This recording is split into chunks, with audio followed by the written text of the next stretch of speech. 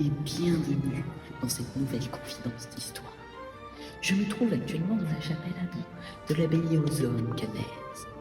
La ville fête en ce moment même son millénaire, accueillant des dizaines de milliers de personnes.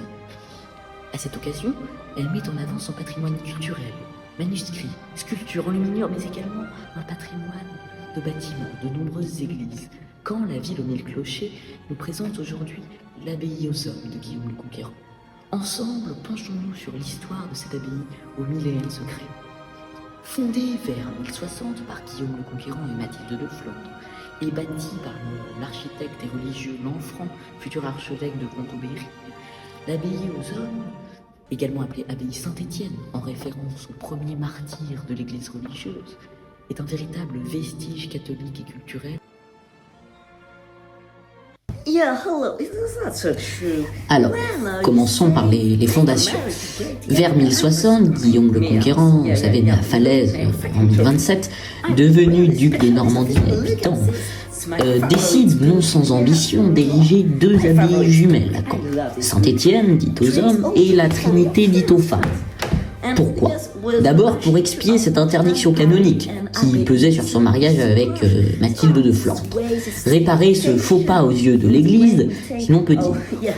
Ensuite également pour asseoir son autorité ducale en Basse-Normandie, affermir son pouvoir en somme. Et enfin pour doter la cité d'un rayonnement spirituel et intellectuel. Guillaume concède à son abbaye d'immenses domaines, tant en Normandie qu'en Angleterre, afin d'en faire en quelque sorte un foyer de savoir et de prière. Rapidement, l'abbaye entre dans son âge d'or.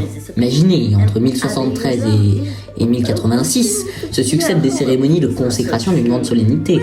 Présence du duc, de la duchesse et de nombreux prélats normands et anglo-saxons.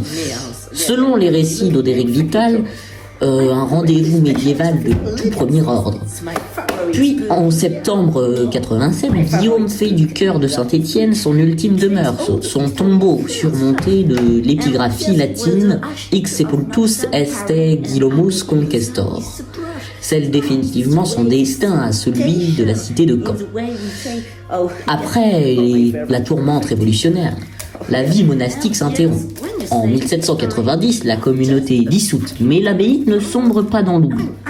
Dès le XIXe siècle, ces bâtiments conventuels sont reconvertis en lycées. Le prestigieux lycée Malherbe, témoignant du réemploi respectueux du monument, et notez-le, en 1961, la ville de Caen installe son hôtel de ville dans les anciens dortoirs et au cloître. Un exemple remarquable de réhabilitation patrimoniale, alliant restauration architecturale et adoption fonctionnelle. Aujourd'hui, lorsque l'on déambule sous les voûtes romanes, que l'on contemple ces arcs en plein cintre et ces aménagements classiques, on ressent cette continuité entre la vocation spirituelle d'origine, l'audace politique de Guillaume le Conquérant, qui n'est plus à démontrer, et le service rendu à la collectivité.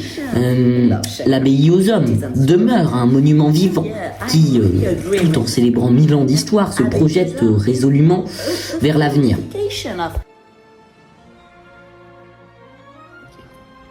Sans doute le duc le plus connu du royaume de France. Né entre 1027 et 1028, il a été duc de Normandie, mais également roi d'Angleterre, notamment grâce à sa fameuse bataille d'Hastings en 1066. Nous nous trouvons actuellement dans la chapelle des Très Saintes, une des nombreuses chapelles de l'abbaye aux hommes. Et nous parlerons ici de Guillaume le Conquérant. Guillaume le Conquérant s'est marié avec Mathilde de Flandre, un mariage qui a été refusé par l'Église. C'est dans cet objectif qu'ils ont d'ailleurs construit les abbayes aux hommes, abbaye Saint-Étienne et abbaye aux dames.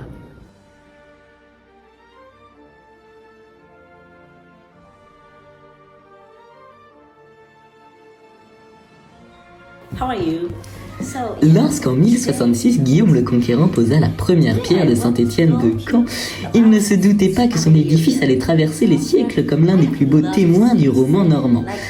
Très vite, les deux tours massives et la façade occidentale s'élèvent comme les gardiennes de pierre, tandis que le chevet à déambulatoire parchève cette nef voûtée en berceau, signature du style roman, empreinte de sobriété et de puissance.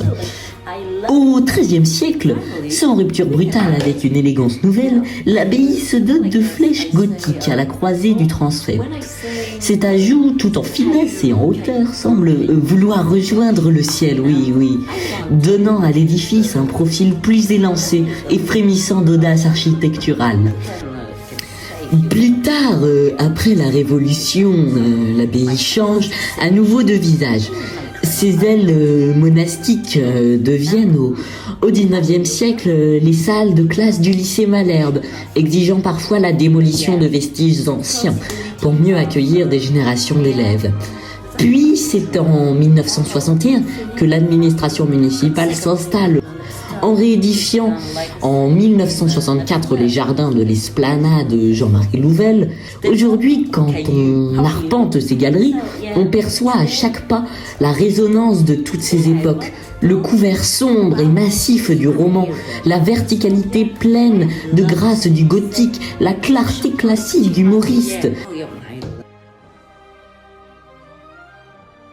Ainsi, près de 1000 ans d'histoire plus tard, nous constatons que l'abbaye aux Indes, malgré les nombreux travaux et les changements de style qu'elle a pu subir durant ce dernier millénaire, conserve toute son authenticité.